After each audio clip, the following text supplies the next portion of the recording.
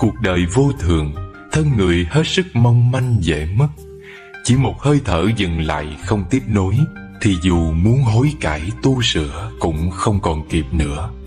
Khi ấy thì trên chốn dương gian phải cam chịu tiếng xấu ngàn năm. Cho dù con thảo cháu hiền cũng không thể thay ta rửa sạch. Lại dưới cõi u minh, ắt phải trầm luân ngàn kiếp trong địa ngục cam chịu nghiệp báo. Cho dù là các vị thánh hiền hay Phật, Bồ Tát cũng không thể dẫn dắt cứu ta ra khỏi. Ôi, như thế có thể nào không sợ được sao? Điều quan trọng thứ ba là phải phát tâm tu sửa thật dũng mãnh. Người đời đa phần không thể tu sửa lỗi lầm là vì cứ quen theo nếp cũ mà sa đọa. Chúng ta cần phải phấn chấn mạnh mẽ vươn lên, không được phân vân trì trệ, không được chậm trễ dùng dằng. Đối với lỗi nhỏ nhặt, phải xem như bị gai đâm vào thịt, cần nhanh chóng lấy ra. Đối với lỗi nặng nề nghiêm trọng, phải xem như bị rắn độc cắn vào ngón tay, lập tức chặt bỏ không chút chần chừ. Đó là nói đến lợi ích của sự phát tâm dũng mãnh, nhanh chóng như sấm chớp, như gió mạnh.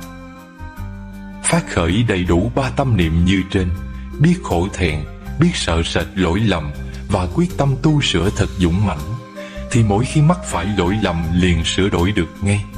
Ví như lớp băng mùa xuân gặp ánh mặt trời, lo gì không tan chảy. Tuy nhiên, lỗi lầm xấu ác của con người có thể theo nơi sự việc biểu hiện mà tu sửa, cũng có thể dựa trên sự suy xét đạo lý mà tu sửa, lại cũng có thể ngay từ trong tâm ý mà tu sửa. Mỗi phương cách tu sửa như vậy đòi hỏi công phu khác nhau, mà hiệu quả cũng khác nhau. Chẳng hạn như ngày trước thường giết hại sinh mạng, nay giữ giới không giết hại. Hoặc như ngày trước thường nóng giận, nay cố ngăn giữ không còn nóng giận. Những sự tu sửa như thế là theo nơi sự việc biểu hiện mà tu sửa.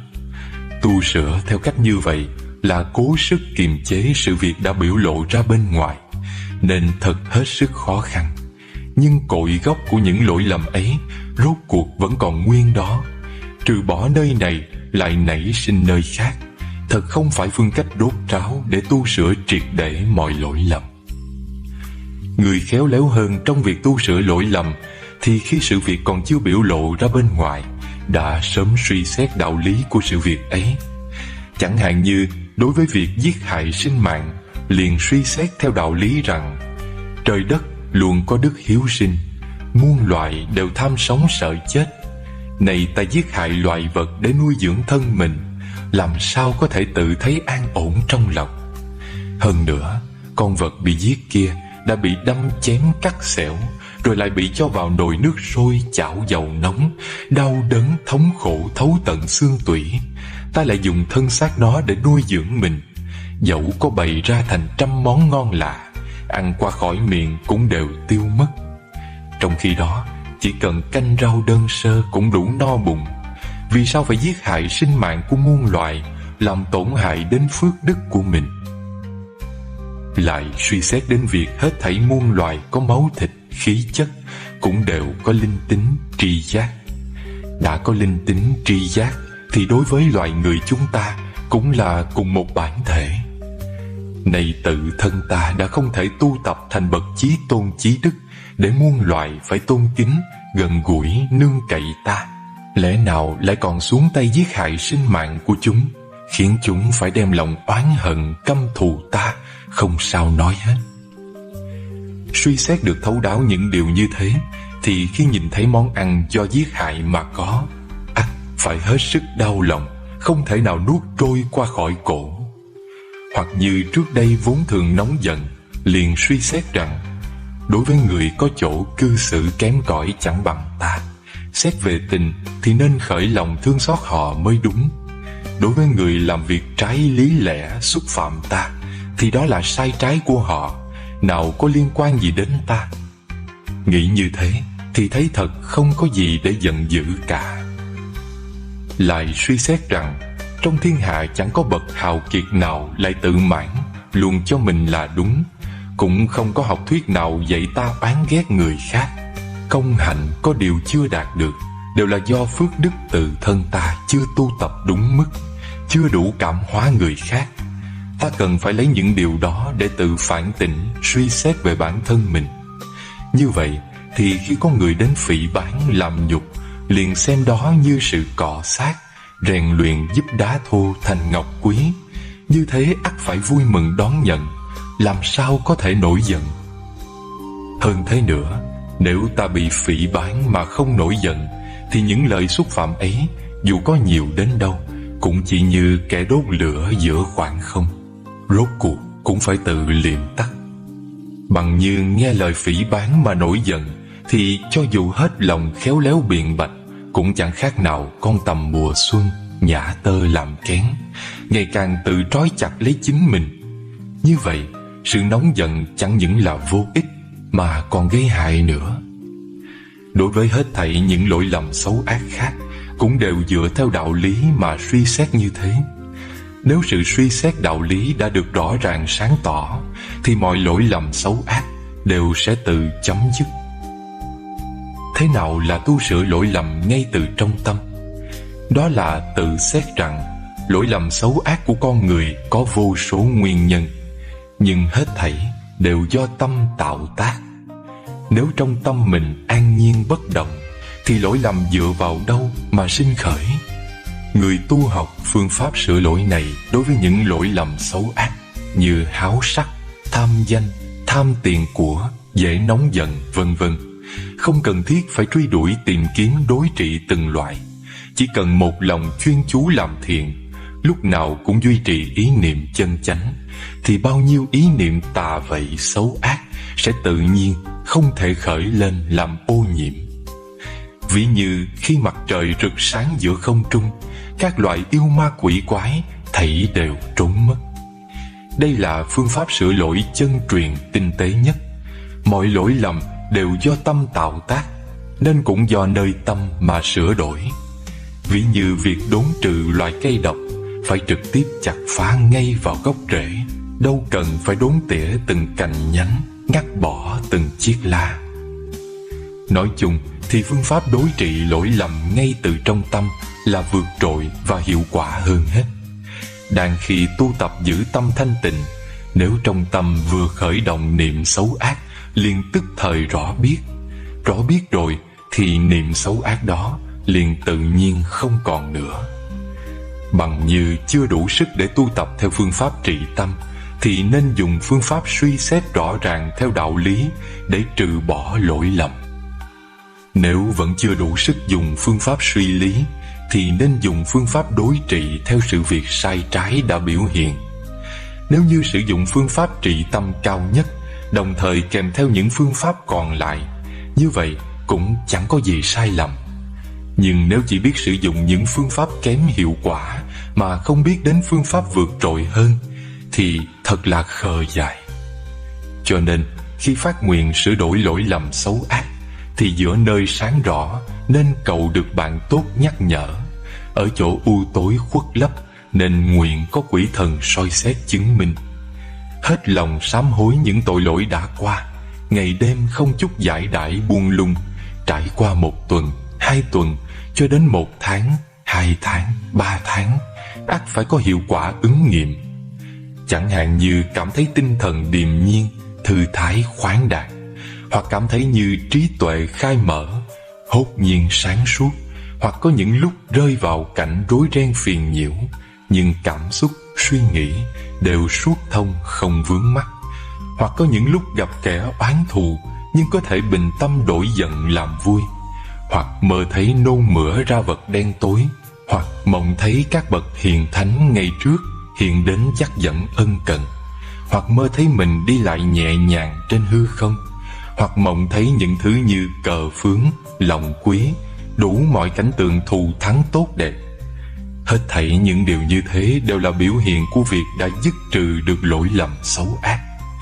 Tuy nhiên, không được bám chấp vào những thành tựu như thế mà vội khởi tâm cao ngạo tự mãn, vì như thế sẽ ngăn trở ta không thể tiến bộ thêm nữa. Xưa có người tên Cự Bá Ngọc, khoảng năm 20 tuổi, đã thấy rõ được những lỗi lầm xấu ác trước đây của mình, và dứt trừ sửa đổi được hết thảy.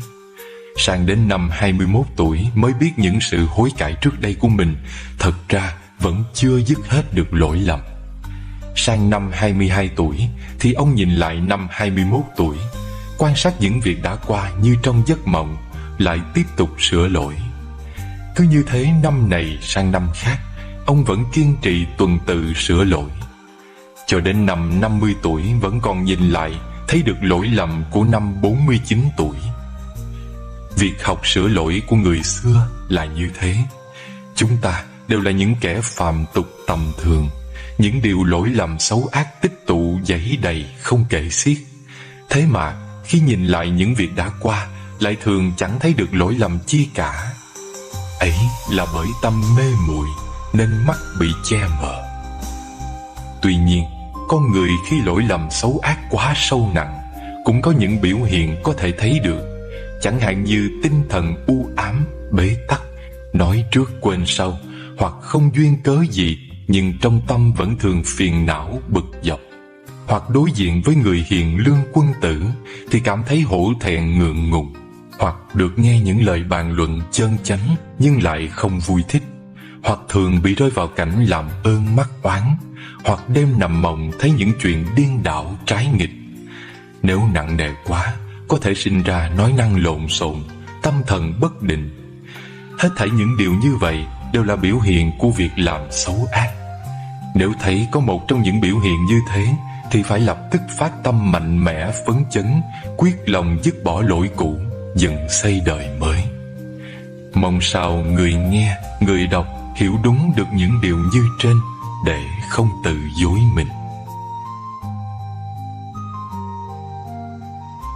Kinh dịch nói: nhà nào tích chứa điều lành ắt có thừa niềm vui. Thuở xưa, một người họ Nhan mang con gái gả cho Thúc Lương Hột, vì xét thấy tổ tiên nhiều đời của ông này từng tạo nhiều phước đức, do đó tin chắc rằng con cháu về sau ắt phải được hưng thịnh tốt đẹp. Xin được nói thêm, Thúc Lương Hột về sau sinh ra một bậc thánh nhân, chính là Đức Khổng Tử. Đức Khổng Tử khi ngợi khen vua Thuấn là bậc đại hiếu có nói rằng: tông miếu tổ tiên được thờ kính, con cháu nhiều đời gìn giữ phước lành. Những lời như thế đều là sự luận giải rốt ráo rõ ràng.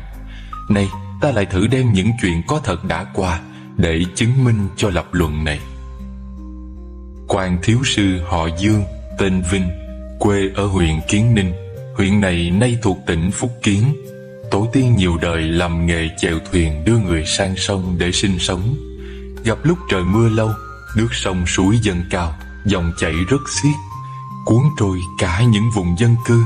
Người chết đuối cứ theo dòng sông mà trôi xuống. Những thuyền khác đều tranh nhau vớt lấy tài sản quý giá trôi trên sông.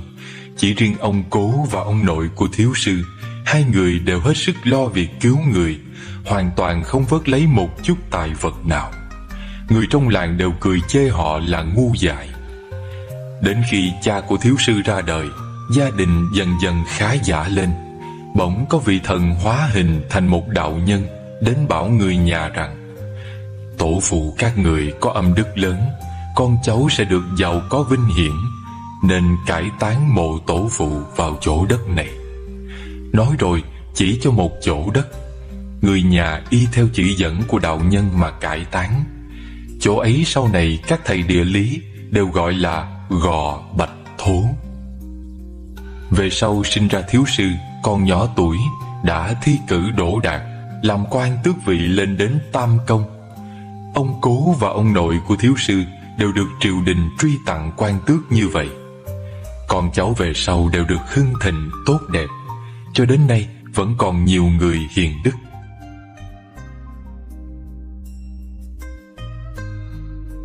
Bài viết số 1: Buông. Thế gian này điều gì là khó làm nhất? Phải chăng là nếu giữ thứ mà ta vẫn hằng say đắm, yêu thích không rời? Đã trót mê say điều gì thì lòng tự dưng sinh ràng buộc, tay níu chặt, tâm lo sợ quẩn quanh. Nghĩ đến ngày rời xa, lòng bỗng khổ đau tiếc nuối muôn trùng. chung quy cũng vì bản ngã sâu dày, tập khí nhiều đời thích thâu nhận vào, chứ chưa từng nghĩ đến xả ly, lìa bỏ. Thường nhân sinh mộng mị, cũng có buông bỏ xa rời, nhưng không phải tự thân chủ động xa lìa, mà là bất lực nắm níu, cho tới khi sức cùng lực cạn, thống khổ không thể giữ thêm. Khi ấy mới đành lòng buông xuôi chấp nhận. Cũng là buông bỏ, nhưng tâm thế khác nhau. Một đằng tự buông, và một đằng buộc phải bỏ. Tất nhiên, hệ lụy và khổ đau cũng khác nhau nhiều. Có khi nào ngồi lại thành thật với chính mình, ngẫm nghĩ xem những gì ngày xưa ta từng say đắm, giờ còn lại gì? Nếu không là những đống tàn tro ký ức, chẳng thể gợi thành lời. Nếu không là những tủi nhục triền miên của những kiếp đời lên đên phận mòn, còn gì nữa nếu không là những vết thương tích yêu thương đã cũ, tâm hồn nhạt màu vẫn đau đáu mơ về một chân trời hạnh phúc mai sau. Những năm tháng thời gian, những cảm xúc sâu xa và những ước vọng cấu cào gom nhặt hết những tháng ngày hạnh phúc hoặc khổ đau, rồi dệt nên những ảo tưởng đời người. Mình mơ trong mơ, và chưa bao giờ dù là một sát na sống cho trọn lòng với thực tại. Người quên mất con đường, quên mất chốn về, quên đi những nước mắt đại dương vẫn ngày đêm nhấn chìm nhân sinh trong khổ nạn. Và ta chưa thật sự thương mình. Hóa ra ta mới là một chúng sanh đầy khổ nạn cần cứu vớt hơn bao giờ hết. Ta chưa cứu nổi mình thì cứu nổi ai? Những thứ ngày xưa ta đắm say, giờ thành trần ai khói bụi bên đường. Gió thổi qua, hạt trần ai bay xa tít mù khơi vạn dặm. Chỉ còn lại mình ngồi ôm đống tro tàn ký ức. Qua muôn kiếp diệt sinh, bao giờ ta chưa giật mình tỉnh thức, thì ngày ấy vẫn còn chìm trong những mong manh, cuồng vội, lưng chừng. Mưa đường trần dầm về qua từng kiếp diệt sinh, bụi đường hoen phai đi màu áo bạc vô thường. Một mai người hành giả tỉnh giấc phù hoa, đưa tay hứng giọt tịnh thủy cam lộ, gột rửa hết những đoạn trường mỏi mệt. Rồi thì ta là ai đây, giữa những bộn bề mất được? Giọt nắng bên trời nào rơi rụng giữa hư không?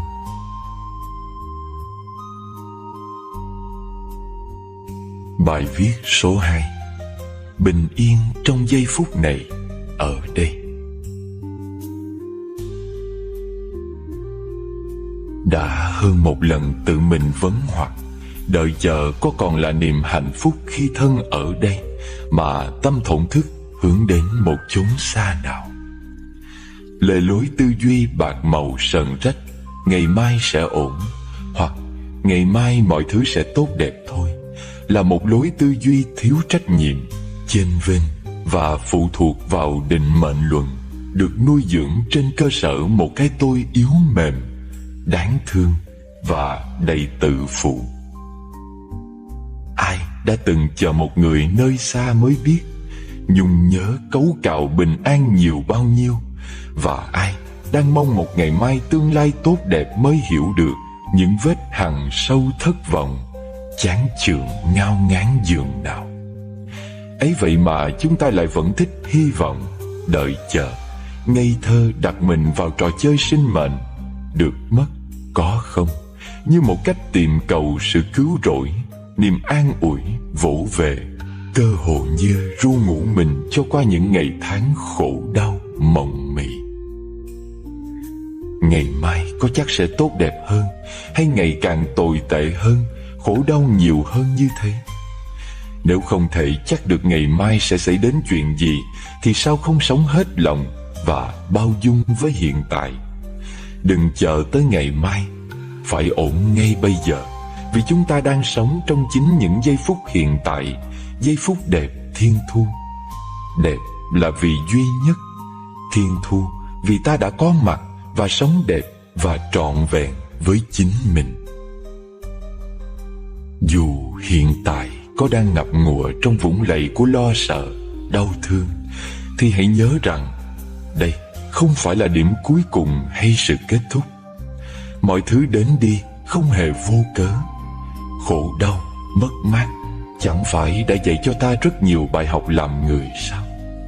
Cuộc đời suy cho cùng không có gì đáng sợ. Thứ đáng sợ nhất chính là ảo tưởng về một nỗi sợ hãi chưa được nhận diện, về hình hài chân thật của khổ đau. Ta vẫn còn một hành trình dài phía trước. Dù ngày mai có ra sao thì cũng đừng lo sợ. Ta phải ổn ngay bây giờ. Bài viết số 3. Điều tử tế mãi còn. Người trong thiên hạ lấy mốc 100 năm là hạn định, nhưng mức trung bình của một đời người vào khoảng 70-80 năm. Tới lúc ấy rồi thì ai cũng đến đi theo lẽ đời hư ảo. Thời hoa niên tung bay khắp năm châu bốn bể, học hỏi, đào luyện bản thân và khám phá thế gian nhiều biến động, nhưng cũng rất tươi tắn lạ kỳ.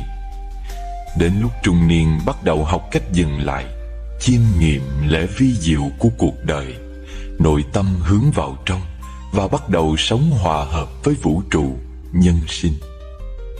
Lão niên bắt đầu rệu rào, sinh mạng như lá mùa thu, xác xơ và lung lay trước gió, chỉ chờ ngày nhân duyên sinh mệnh chấm dứt, lại trở về cội nguồn đất mẹ, theo vòng quay sinh diệt của đất trời mà luân hồi trong muôn ngàn biểu hiện có, không.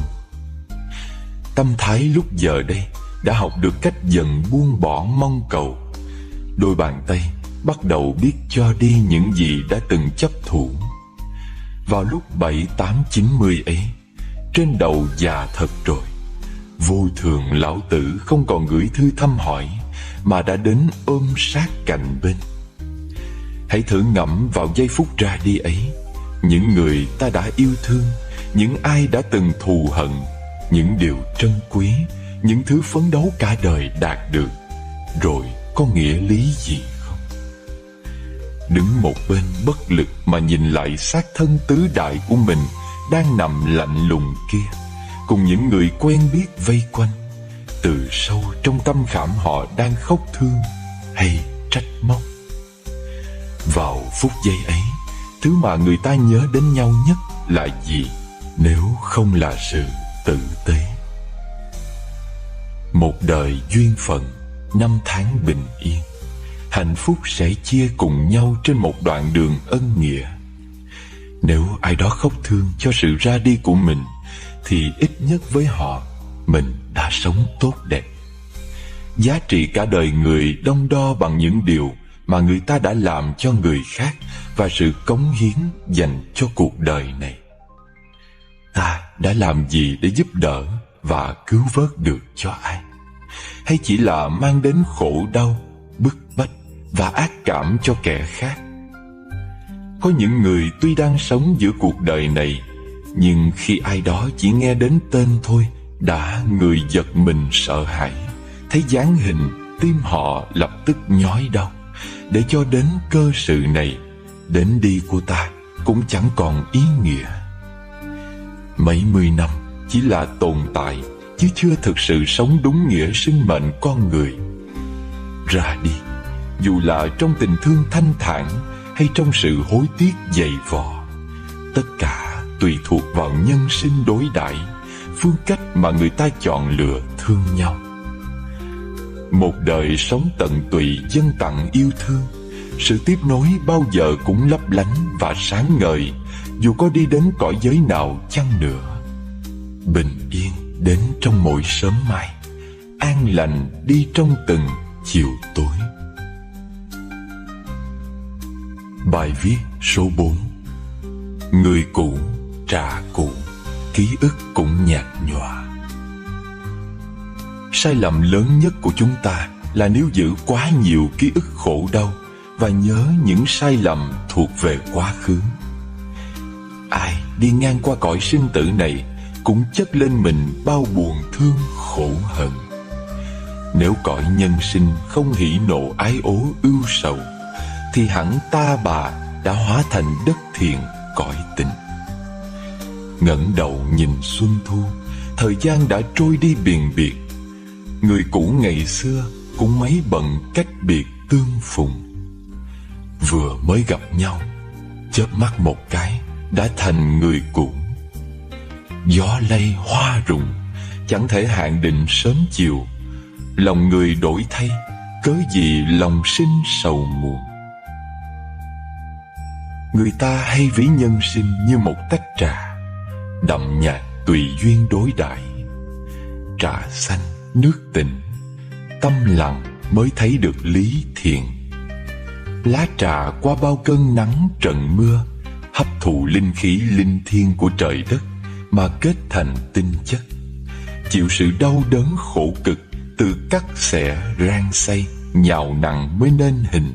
Nằm trong bình lại chịu sự nung nấu của nước nóng, để rũ hết mọi tinh chất vẹn nguyên vốn đã từng vay mượn từ núi cao rừng thẳm. Dòng nước xanh biếc cuối cùng trong vắt thấu tận đáy ly.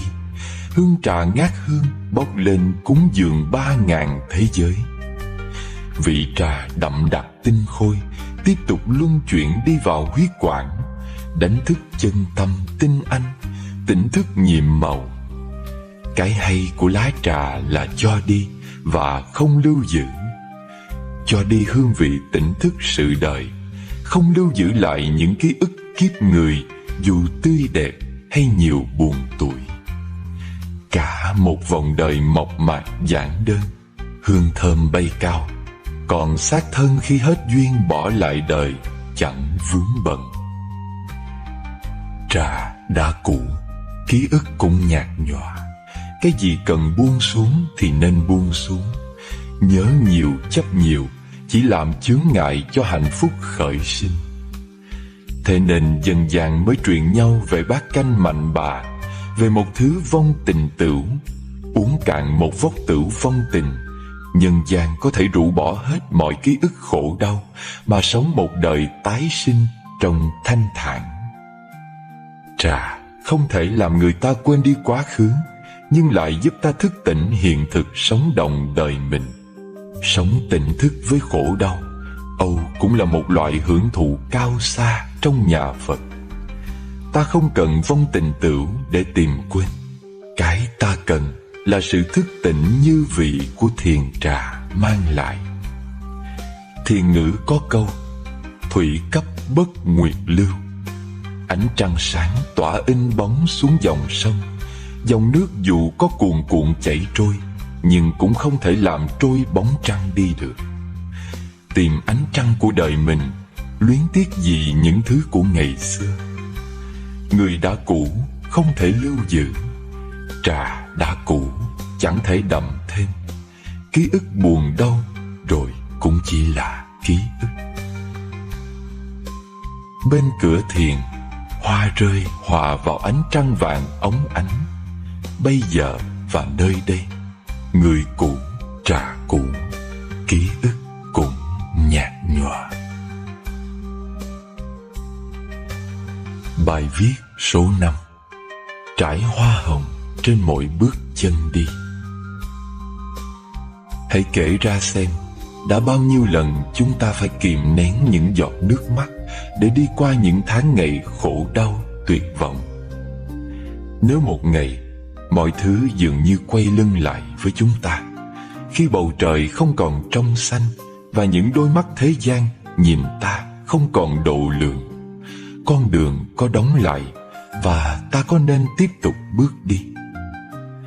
Nếu đã từng thản hoặc, phân vân trong trạng thái mong manh kia, thì chắc chắn ta đang đi trên con đường không có nhiều bình an và đầy hệ lụy. Lúc này, điều ta cần là phải quán chiếu chính mình để xem trên con đường này ta thật sự có đi đúng lối hay không. Có người nói, thế gian lúc ban đầu làm gì có đường, chỉ là người ta đi mãi rồi thành những con đường mà thôi. Cũng vậy, sơ tâm ban đầu làm gì có nhiễm ô, chỉ là người ta dấn sâu vào chốn bụi trần, riết rồi thành tập nghiệp khó phai mờ, lòng chất nhiều phiền não. Có những con đường trải đầy hoa cỏ dịu êm, nhưng cũng có những con đường lát đầy chông gai, vật nhọn. Có con đường đưa đến hạnh phúc và tình thương, nhưng cũng có con đường đưa đến những nẻo về tối tăm, khổ nạn. Sở dĩ ta phải đi trên con đường của mình ngày hôm nay, vì trước kia chúng ta đã tự mình chọn lựa. Không phải ai cũng may mắn đi trên đúng con đường an toàn, tốt đẹp, thanh cao. Còn lắm những người vẫn đang lạc lối triền miên giữa những ngã rẽ mờ mịt giữa chốn nhân gian, mông lung loay hoay, không tìm ra lối thoát. Nếu không may bước trên những con đường tối tăm đầy hiểm nguy như thế, hãy mạnh mẽ đứng lên rời bỏ, chọn cho mình con đường khác và tự trải hoa hồng trên mỗi bước chân đi. Cuộc đời dẫu có dài trăm năm nhưng được mấy ai, dẫu có thương cũng không thể cùng nhau suốt kiếp. Nhân sinh gặp nhau như bạn chung đường, lúc khởi đầu không cùng nhau thì trọn cuối con đường cũng đừng mong đi chung với nhau mãi mãi.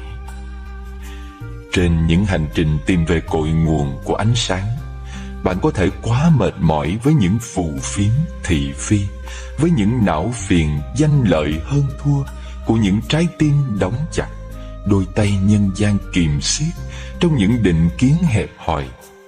Ai đi tiếp và ai bỏ cuộc giữa chừng đều là những sự lựa chọn mà mỗi người chúng ta phải tìm cho ra lời giải đáp. Chỉ khi chúng ta đi qua bão tố mới biết tâm mình bình lặng tới đâu. Dù thế nào thì cũng hãy đứng dậy và bước đi. Nên nhớ, hầm hố chông gai chỉ nằm dưới những bước chân mình. Ta còn cả bầu trời rộng lớn thênh thang trên đầu. Hai vầng nhật nguyệt tinh khôi vẫn ngày đêm soi rọi. Trên con đường, hoa sẽ nở dưới mỗi bước chân qua. Bài viết số 6: Chia ly không còn màu nước mắt.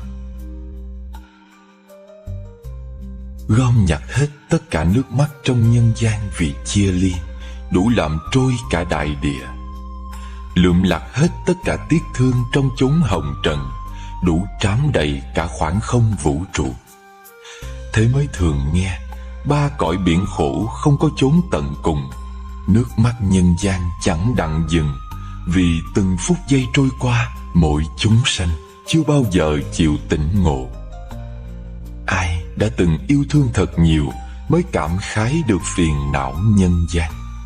Ai đã từng rời xa người mình thương mới thấu tận nỗi khổ đau của sinh ly tử biệt. Từng ngày trôi qua, ôm trái tim vụn nát để tìm chốn bình an, đến khi gặp đúng người mình yêu thương, tưởng chừng hạnh phúc kia sẽ kéo dài mãi mãi. Nhưng nào ngờ, chia ly là một trong bát khổ, khiến người chia xa vừa hạnh phúc, vừa phải cam chịu sự đau đớn và dày vò. Thương mà phải rời xa, nước mắt chỉ có cất vào nỗi nhớ. Trải qua nhiều đau thương, cũng đến lúc làm người ta tỉnh ngộ rằng mình đã tham ái và mong cầu, chấp thủ quá nhiều chăng. Thương một người nghĩa là đã mở một cánh cửa đẩy mình vào biển khổ, thì cũng hãy mạnh dạn chuẩn bị cho mình tâm thế đối diện với buổi chia ly. Có tương phùng, ắt có ly biệt. Có hạnh phúc sum vầy, ắt có khổ đau chia xa vạn kiếp. Người trong nhân gian gánh trần lao nặng, oằn bước trên đôi chân cô độc. Mấy mươi năm rồi lại đi về, lòng ôm một khối tình chưa trọn chữ yêu thương, thì thần hồn phải lưu lạc giữa biển luân hồi, chỉ để kiếm tìm người của ngày xưa mộng mị. Gặp nhau thương được nhau đã là duyên phận, hết thương hết gặp cũng là do nghĩa tận duyên tàn.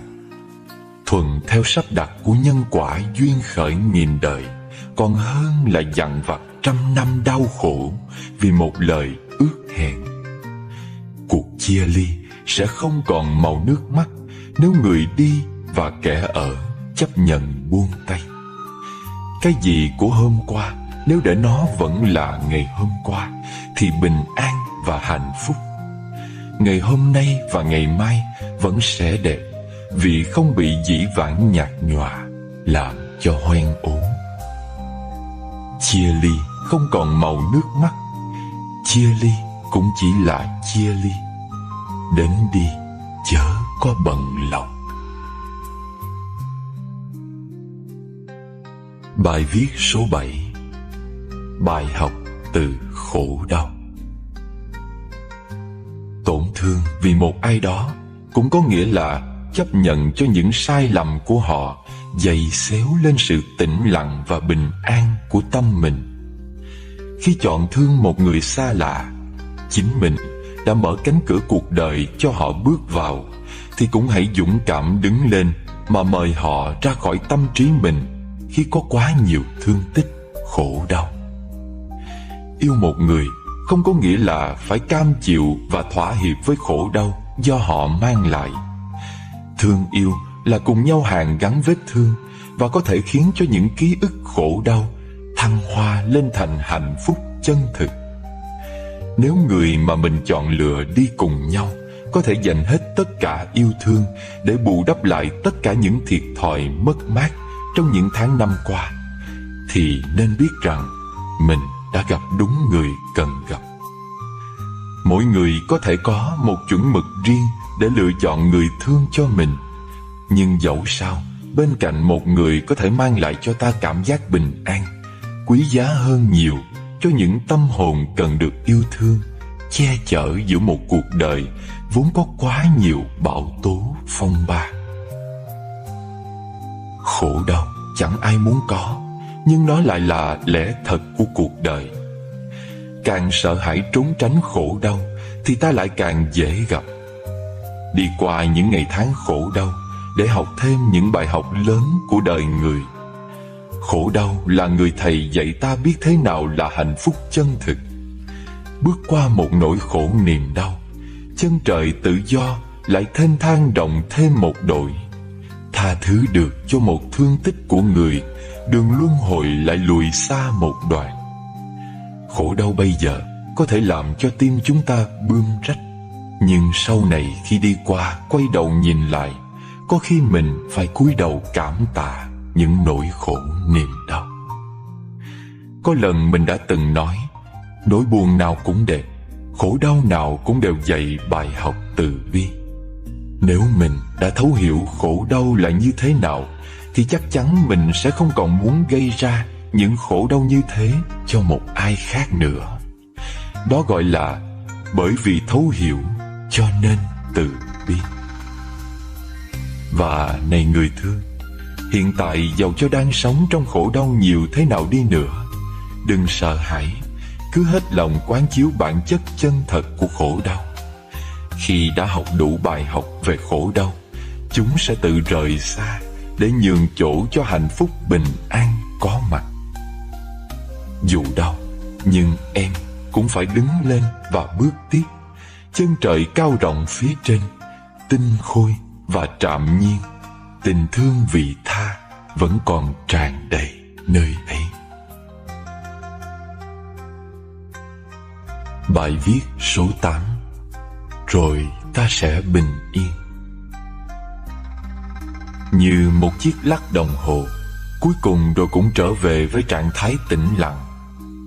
Chúng ta cũng như những đóa hoa bay, tung cánh vượt lên bầu trời cao, trải qua phong ba nắng hạn, thì cuối cùng rồi cũng đáp trở về bình yên nơi đại địa. Thời gian một kiếp người không đủ nói lên chiều dài sâu xa của đoạn đường luân hồi sinh tử. Có thể sẽ là nghìn kiếp vạn năm buồn bã lưu lạc, cũng có thể chỉ là một sát na mong manh, bỗng chốc trí tuệ sáng bừng. Những ước định đời người thường bị giới hạn trong nghịch cảnh và khổ đau. Ai có trải qua khúc đoạn trường mới có thể thấm nhuần tình thương vạn thể. Đôi khi lòng giản đơn ôm một tâm niệm thương người, chỉ cần một chút thấu hiểu, một chút từ bi, lỗi lầm lại hóa thành ánh sáng.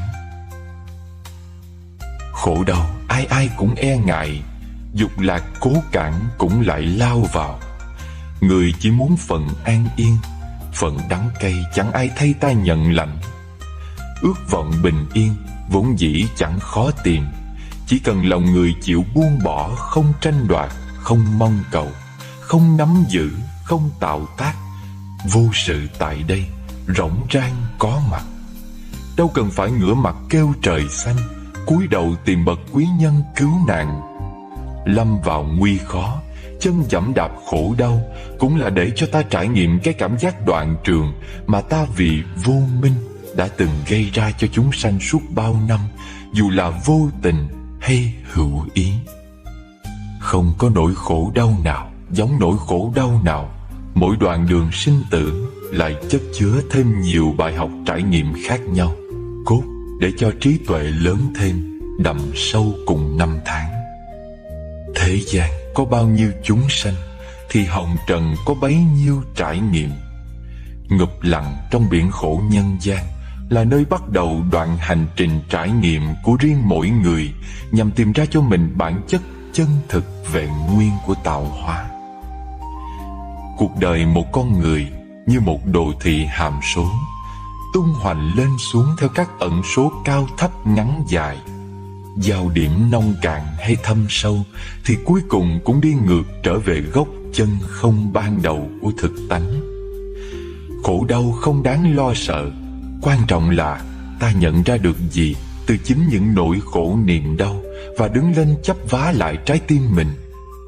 Đừng lo sợ, đừng hoang mang, cứ ôm trái tim sáng trong mà đi vào cuộc đời với tâm hồn rỗng lặng, mắt thấm từ bi. 3 bước trên đường có thiện thần đưa chân dẫn lối. Người đồng lý tưởng, cảm ứng tất thành. Giữa chốn nhân gian, người không cô độc. Mọi sự rồi lại qua, ta rồi sẽ yên bình trở lại. Không sao đâu, em rồi sẽ ổn thôi mà. Bài viết số 9: Bình yên trong từng ý niệm. Những người trẻ bây giờ thích nói những câu như chào ngày mới, chào đầu tuần, chào tháng 10, chào tháng 11, chào tháng năm rực rỡ. Có người chào năm mới, có người chào mùa hạ xanh thắm, chào mùa thu vàng rực. Có người chào nỗi buồn không danh phận, hay chào nỗi cô đơn đang trói chặt tâm hồn. Nhưng vẫn ít thấy ai chào phút giây hiện tại, bây giờ. Điều đó chứng tỏ chúng ta chưa có khả năng sống ở hiện tại với trọn vẹn sự có mặt của thân và tâm mình. Đối diện và sống với thực tại quả thực là một việc làm không mấy đơn giản, không chút dễ dàng, nếu không nói đòi hỏi một nền tảng định tâm vững chắc, một sự kiên trì bền bỉ theo đuổi phương pháp thực tập chân chính để phát triển phẩm chất nội tâm mình. Do thiếu sự huân tập định tâm nên đa phần chúng ta có xu hướng sống ở hiện tại mà lạc giữa hiện tại. Nếu không bị kéo về quá khứ thì lại trôi lạc đến tương lai, ràng buộc trong những dự định hoặc những việc vặt vãnh của đời người, không gì khác ngoài tiền tài, sắc dục, danh vọng, ăn uống, ngủ nghỉ, giải trí, mua vui. Trong triệu triệu tư tưởng sinh khởi mỗi ngày, có bao nhiêu tư tưởng là bất thiện, bao nhiêu tư tưởng không cần thiết, và tư tưởng thiện chiếm số lượng ít ỏi bao nhiêu. Những tư tưởng sinh khởi trong tâm, dù do mình chủ động hay không chủ động tác ý, thì vẫn mang một dấu ấn riêng đậm nét của mỗi người. Mỗi tư tưởng lại mang về một dạng thức năng lượng tương đồng với một cảnh giới phù hợp tần số mà nó biểu hiện. Một tư tưởng tình thương cao thượng bao dung chắc chắn sẽ khiến bệ phóng và điểm tiếp nhận nguồn năng lượng đạt một trạng thái quân bình, an lạc và hạnh phúc. Trái lại, tư tưởng sân giận, tham lam, ích kỷ và ác tâm sẽ kiến tạo một luồng từ trường nóng bức, ngột ngạt và nặng nề bao quanh người phát ra và người tiếp nhận những tư tưởng đó. Người thương, đừng than trách số phận sao lại đặt lên vai ta quá nhiều khổ đau, khó khăn, chướng ngại. Suy cho cùng, khổ đau, khó khăn, chướng ngại, nghịch cảnh cũng như mũi tên do chính chúng ta bắn ra, du hành một vòng rồi quay ngược trở lại bắn trúng vào chính bản thân mình. Nếu thứ mình phát ra không phải là mũi tên mà là một bông hoa, thì cái quay trở lại nhất định là đóa hoa, chứ không thể là cung tên hay giáo mát. Bình yên không thể cầu xin, ban cho hay kiếm tìm ở một nơi nào khác. Bình yên bắt đầu trong từng tâm niệm nhỏ nhoi của mỗi con người. Kho tàng tuệ giác của Đức Phật đồ sộ to lớn. Nếu như không có đủ thời giờ để học và hành, thì chỉ cần ghi nhớ một điều duy nhất: giữ tâm ý trong sạch. Khi tâm ý trong sạch, ý niệm bình yên, lời nói và việc làm tự nhiên đoan chính. Bình an không xa, bình yên ở ngay đây, ngay hiện tại bây giờ. Bình yên trong từng ý niệm.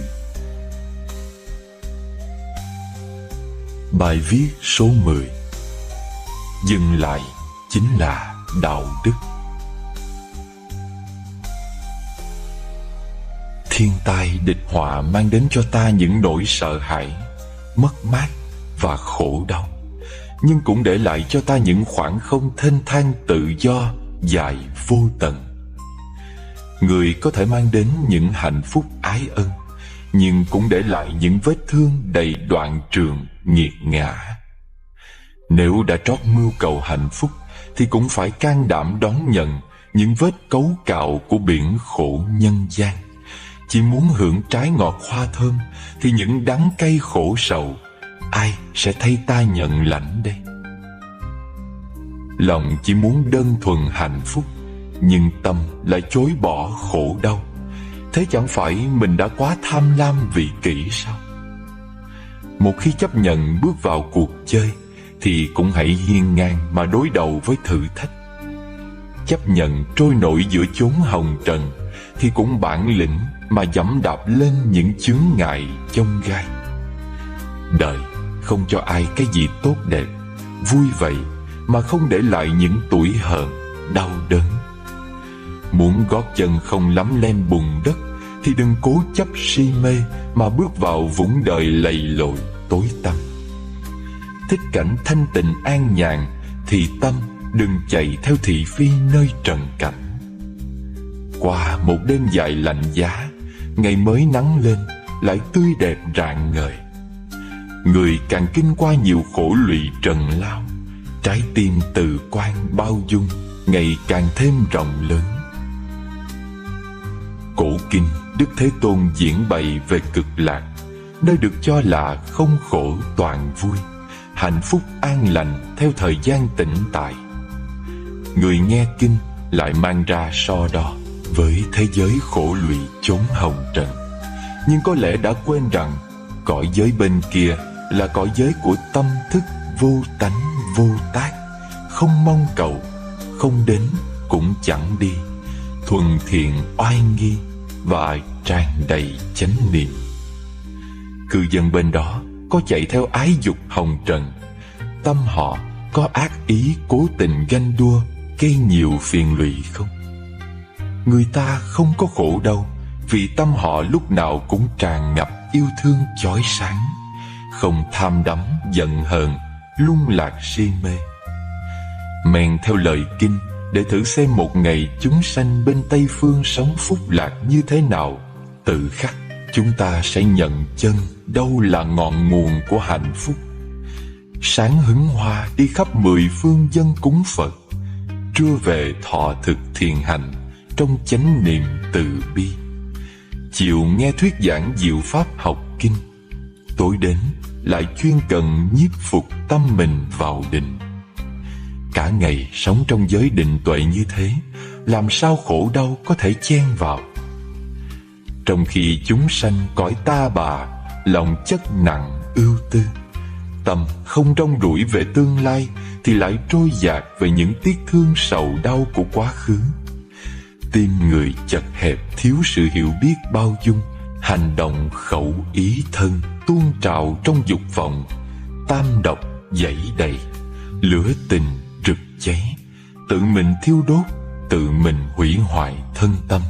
Lòng chưa nghĩ tưởng xả buông, lấy gì làm căn cơ để khép mình vào định tuệ.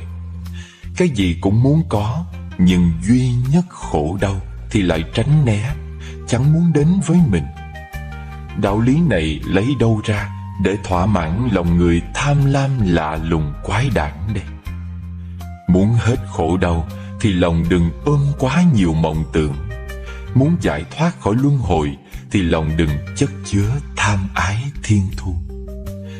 Thương nhưng không nắm không tìm, khổ nhưng không đè nén, không tìm cầu hay trốn chạy. Người làm khổ ta khó tha thứ được thì cũng phải cố tha thứ bao dung. Đối với chấp giữ trong cuộc đời, dầu khó buông được nhưng cũng phải buông tay mạnh mẽ. Dừng lại mọi sự mong cầu, đó chính là đạo đức. Mọi sự đến đi trong đời cơ hồ như mây bay trên núi, nước chảy bên đồi, lên xuống gập ghềnh, cuối cùng cũng xuôi về biển lớn. Nơi tâm thức này đã có sẵn đầy đủ trí tuệ từ bi. Hạnh phúc và tình thương vốn dĩ chưa bao giờ vắng mặt. Bài viết số 11: Học buông bỏ bản ngã. Thế gian lẽ thường, người ta ngẩng cao đầu thì dễ, nhưng cúi đầu khiêm hạ thì khó. Người nói nhiều thì dễ, nhưng biết cách im lặng thì khó. Hứa hẹn nhiều thì dễ, nhưng làm được điều mình hứa mới khó. Nghi ngờ, nghĩ xấu cho người thì dễ, nhưng tin tưởng và nghĩ tốt cho người thật khó làm theo. Chúng ta thường thấy nhiều lỗi lầm của người, nhưng lại chẳng mấy khi thấy được lỗi của mình, dù có hiển hiện trước mắt. Những gì mình làm cho người mình nhớ rất rõ, nhưng lại hay quên báo đáp công ơn của người khác đã làm cho mình. Thương quý người tốt đẹp đáng yêu không khó bằng thương được người còn nhiều lỗi lầm khiếm khuyết. Cúi đầu trước cường quyền ác đạo lại dễ hơn cúi đầu quy y theo bậc thánh nhân. Hưởng thụ và chạy theo dục lạc thế gian dễ hơn trì giới và sống giản đơn giữ mình theo phạm hạnh. Thọ giới thì dễ, trì giới mới khó. Chạy theo trần cảnh thì dễ, buông bỏ xả ly thật quá xa vời. Luân hồi vốn đang có sẵn, giải thoát thật khó làm. Tâm người ngã mạn ngút ngàn, người chỉ cần lạy một lạy, buông bỏ bản ngã thâm sâu. Trời bỗng cao hơn, đại địa lập tức mở ra, thênh thang rộng lối. Nếu muốn ngồi trên tòa sen, thì trước tiên ta phải đứng được trong bùn nhơ nước động, làm được điều mà người khác ngại làm, và chịu đựng được những điều mà người khác khó lòng chịu đựng được. Cúi đầu đảnh lễ Đức Thế Tôn với tất cả ngũ uẩn tương tức thâm sâu biểu hiện trong muôn trùng nhân duyên dị biệt. Cầu xin Ngài hãy cho mọi chúng sanh thấy được sự biểu hiện đẹp đẽ của Ngài có mặt trong họ và ở tại nơi con. Nam Mô Buddhaya. Đủ duyên ta lại tương phùng. Nếu người xưa không đi, ta cũng chẳng đến, thì hôm nay chắc cũng đã chẳng thể tương phùng. Nếu người thôi mong cầu, ta lại chẳng chờ đợi kiếm trông. Muôn sự chẳng phải đã dừng ngay khi vừa khởi điểm. Tương phùng hay ly biệt cũng tùy thuận vào sự vận hành lưu chuyển của nhân duyên. Thuận theo tự nhiên, đến đi chẳng tạo tác. Sống trong tướng vô hành, người rời xa ràng buộc. Người vẫn cố chấp thủ, lòng ôm một khối tình, giả như được bên cạnh người mình thương và tác thành với nhau cho đến điểm tận cùng của sinh mạng. Cuối cùng rồi thì sao? Tình yêu đó về đâu giữa muôn ngàn sinh diệt? Người chẳng thể quên, bản thân vẫn còn cất công lưu giữ. Bên cạnh nhau được bao lâu, mãi mãi là đến khi nào? Từng ngày ở nơi đây, nơi núi cao rừng thẳm, ngẩng đầu nhìn xuân qua, cúi đầu nghênh đông tới. Những đóa thu phong bao bận nở sớm vội tàn, vòng diệt sinh vẫn quay tròn đều đặn. 10 năm nhìn lại, mọi thứ cũng chẳng thể giống như lúc ban sơ. Hàng mi không còn xanh, đôi môi chẳng còn đỏ thắm, ký ức về muôn sự cũng mài mòn theo năm tháng. Người vừa mới đi một đoạn hồng trần, tâm hồn đã nhàu đi vài đổi. Cách biệt bao năm, tìm về quê xưa chốn cũ, người và ta cũng chẳng thể như lúc ban đầu. Cách trở luân hồi chẳng hạn định, sinh tử phân chia, đoạn trường bể khổ cách ngăn, người đi kẻ ở. Thương một người cũng chẳng cần nhung nhớ, dằn vặt bình yên trong khắc khoải đợi chờ. Chỉ cần mỉm cười thật nhẹ, sống cho thật an, và tâm tư phẳng lặng với hiện tại bây giờ là đủ.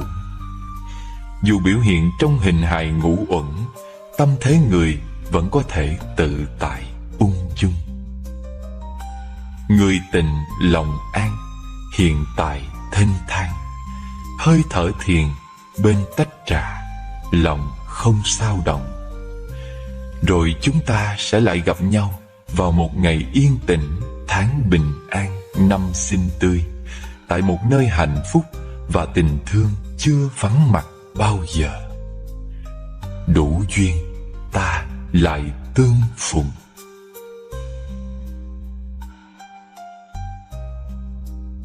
Bài viết yêu thương chân thật. Thật chẳng dễ dàng gì khi phải chấp nhận buông tay một người từng thương, một người đã từng coi là tất cả. Vì sao khi yêu lại khổ, rời xa buông bỏ lại khiến ta đau lòng? Nếu phải chỉ ra đâu là ngọn nguồn của những hệ lụy khổ đau trong tình yêu, thì có thể chỉ là bản ngã trong ta đang ghì chặt không buông rời, nên mới khiến cho mình đau khổ. Lằn ranh giữa yêu thương và chấp thủ vốn dĩ nhạt nhòa. Yêu thương một người hay chỉ để thỏa mãn bản ngã của cá nhân dường như rất khó phân định. Vì tình yêu luôn trói chặt với sở hữu, dục ngã và mong cầu, nên khi yêu người, ta luôn muốn thể hiện dấu ấn cá nhân của mình trong cuộc tình đó. Thế nên luôn có một ranh giới chia cắt thực tại thành hai chiều tách biệt: mình, người mình yêu, hai ta và phần còn lại của thế giới.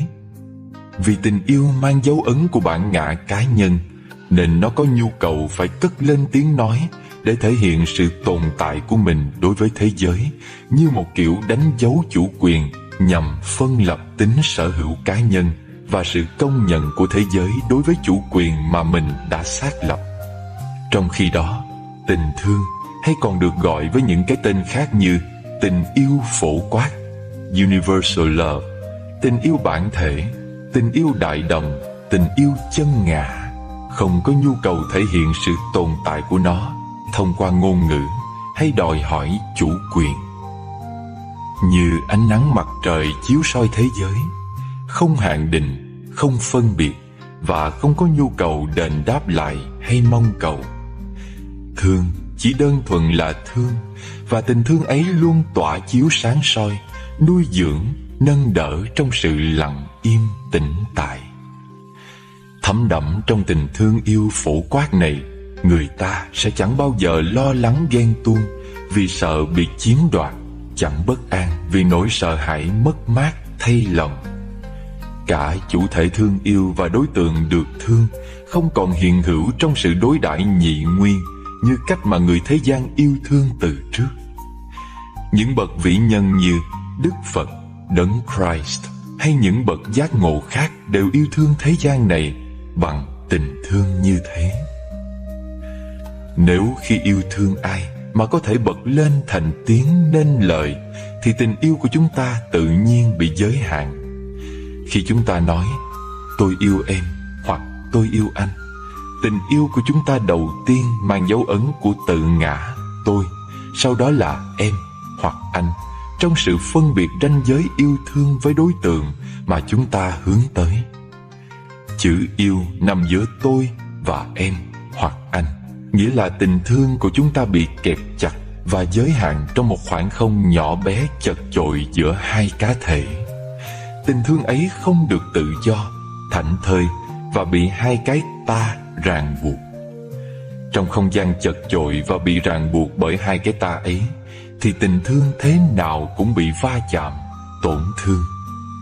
Độ hạnh phúc của tình yêu thương phụ thuộc rất nhiều vào không gian tự do mà cả hai có thể hiến tặng cho nhau trong tình cảm.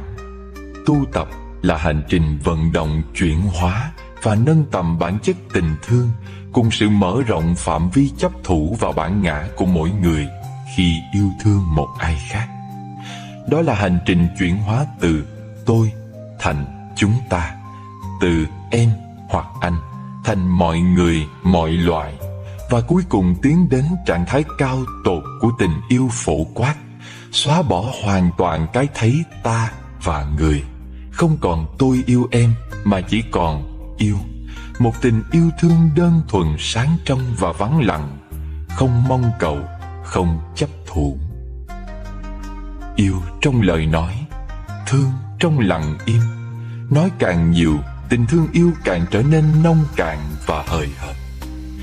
Ngồi yên và lắng nghe thôi, để cảm nhận tình yêu thương chân thật là gì.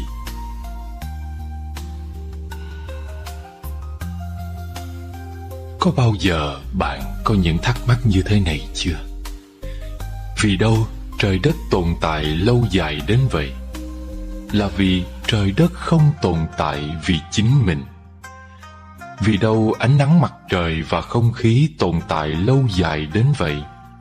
Là vì mặt trời và không khí trao hết mình cho muôn loài. Hiến dâng là cội nguồn của sự tồn tại trường cửu. Trong sự sống của ta có dấu ấn sự hiến dâng của vũ trụ.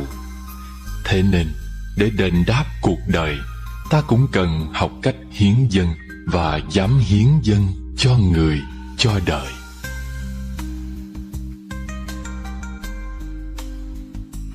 Bao giờ dứt nợ người ơi? Bao giờ mới được thảnh thơi một ngày?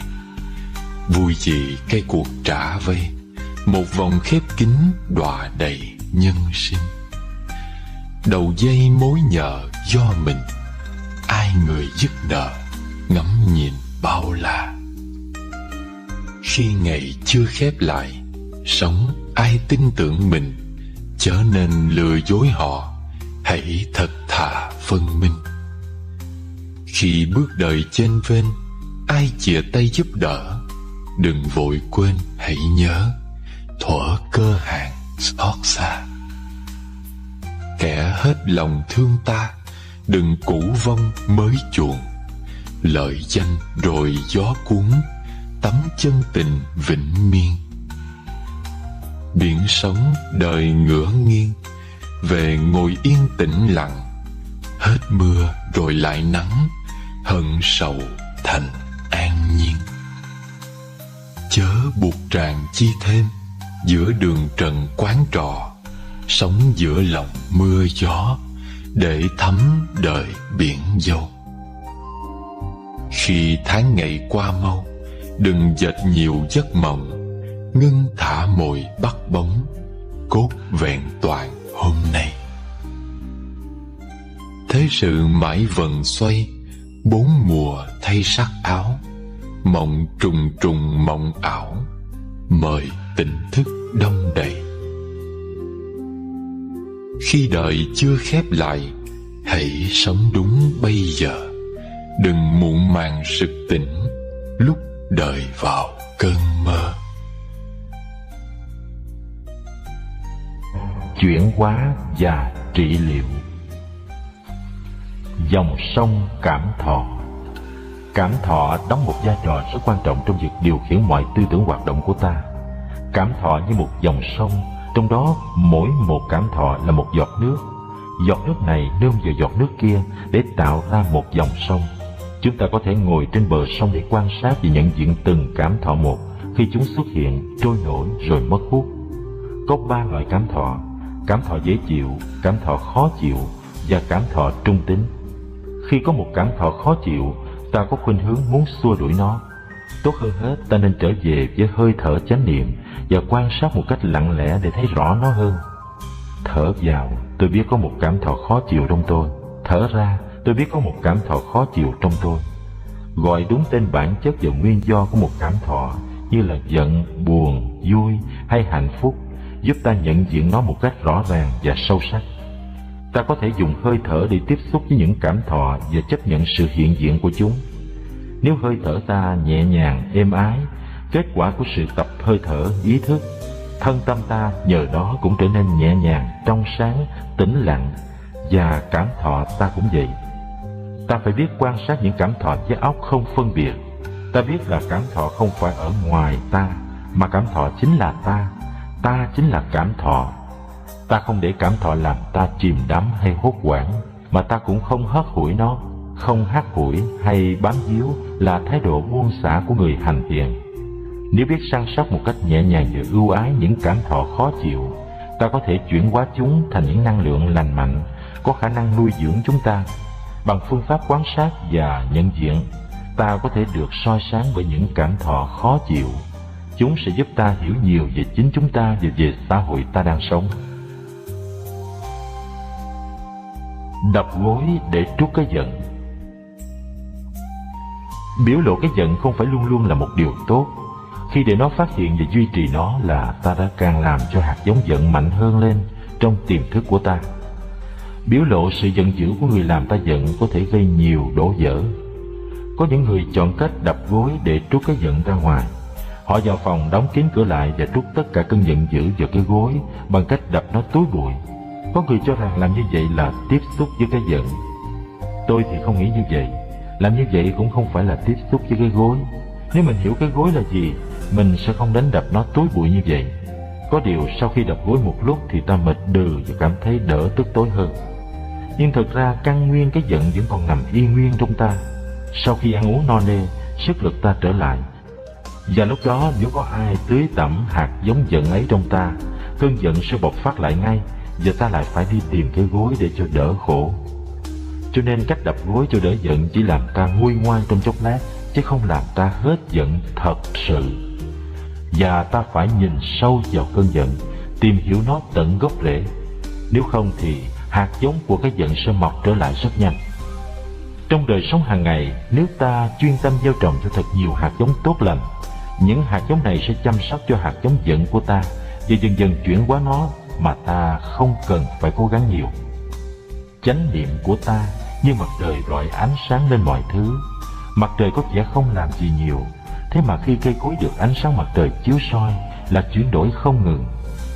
Hoa phù dung thường khép cánh lại khi trời sập tối, thế mà chỉ cần có ánh mặt trời chiếu xuyên qua nó trong vài giờ là nó lại hé mở, không cưỡng lại được. Chánh niệm của ta cũng vậy. Nếu được nuôi dưỡng thường xuyên, sẽ soi thấu vào lòng cái giận, khiến nó phải mở tung ra để ta thấy rõ bản chất của nó. Khi ta thấy rõ được bộ mặt thật của cái giận, ta sẽ không còn bị nó khống chế nữa, ta sẽ được giải thoát. Nguồn gốc của cái giận. Cái giận bắt nguồn từ sự thiếu hiểu biết về chính con người ta và về những nguyên nhân xa và gần đưa tới tình trạng nóng bức hiện tại. Ta giận có thể cũng vì một ham muốn nào đó, vì tự kiêu, vì nghi ngờ hay bực bội. Do đó nguyên nhân chính của cái giận nằm ở trong ta. Hoàn cảnh bên ngoài và những người chung quanh chỉ đóng vai trò phụ. Khi một trận động đất hay lụt lội xảy ra, ta có thể chấp nhận dễ dàng những thiệt hại to lớn đó. Nhưng khi có sự đổ vỡ cho một người gây ra, ta lại không đủ kiên nhẫn để chịu đựng. Ta hiểu gì đâu mà có lụt lội hay động đất, thế mà ta lại không chịu khó tìm hiểu do đâu mà người đó đã gây ra cơn giận dữ của ta. Ví dụ có người vừa nói với ta một câu rất khó chịu, có thể vì anh ta cũng vừa bị ai đó nói với anh ta như vậy. Cũng có thể khi anh ta còn nhỏ, người cha nghiện ngập của anh ta đã từng nói với anh ta bằng cái giọng gay gắt đó. Khi thấy rõ những nguyên nhân này, không thể nào mà ta còn giận cho được. Nói như vậy không có nghĩa là ta dung dưỡng những con người độc ác luôn tìm cách hại ta. Điều quan trọng tôi muốn nói là ta phải lo chăm sóc những hạt giống giận trong con người ta trước nhất. Rồi sau đó, nếu người đó quả là một người quá quắt cần phải sửa trị, thì ta sẽ sửa trị, nhưng vì lòng thương hơn là vì cái sợ hay ý chí trả thù. Khi ta thật sự hiểu được những đau khổ của người khác, ta sẽ tìm cách giúp họ vượt thoát những đau khổ đó, và bằng cách ấy ta cũng giúp chính ta. Ta làm cho tâm ta nhẹ nhàng, an lạc, thấm nhuần chất liệu của thương yêu. Người ta thường nói một nụ cười bằng 10 thang thuốc bổ, phải không? Vậy thì tại sao chúng ta không yêu thương bản thân nhiều hơn, yêu thương cuộc đời nhiều hơn, và cười với cuộc đời, với mọi người nhiều hơn? Những lúc thân tâm mệt mỏi, thật khó khăn nở nụ cười. Nhưng nếu nhoẻn môi cười được, hoa lòng khô héo dần tươi. Những lúc đời bạc như vôi, bao thiệt thòi ta gánh chịu. Ngày đó nếu biết mỉm cười, xả buông tâm hồn nặng trĩu. Cuộc đời ghét ganh đàm tiếu, đừng sống trong miệng người ta. Nhẹ nhàng mỉm cười không nói, ngày tháng chi rồi cũng qua. Ai sống lỗi lầm với ta, mỉm cười lòng thêm độ lượng. Biết đây là cõi ta bà, con người ưng gây nghiệp chướng. Những lúc khổ đau vất vưởng, cứ lạc quan một nụ cười. Khi sống tốt theo điều thiện, trời không tuyệt lộ con người. Hãy để tình thương lên ngôi, ngày thêm nồng nàn nghĩa sống. Hồn như biển rộng bên đời, nụ cười dưỡng nuôi hy vọng. Vẫn nghèo nếu làm tổng thống, mà luôn túng thiếu nụ cười. Khổ đau kia là một chuyện, ai cấm lòng mình vắng vui. Nụ cười điểm tô hạnh phúc. Hôm nay bạn đã cười chưa? Hay chăng nụ cười cay diếp còn nguyên dù đã bao mùa?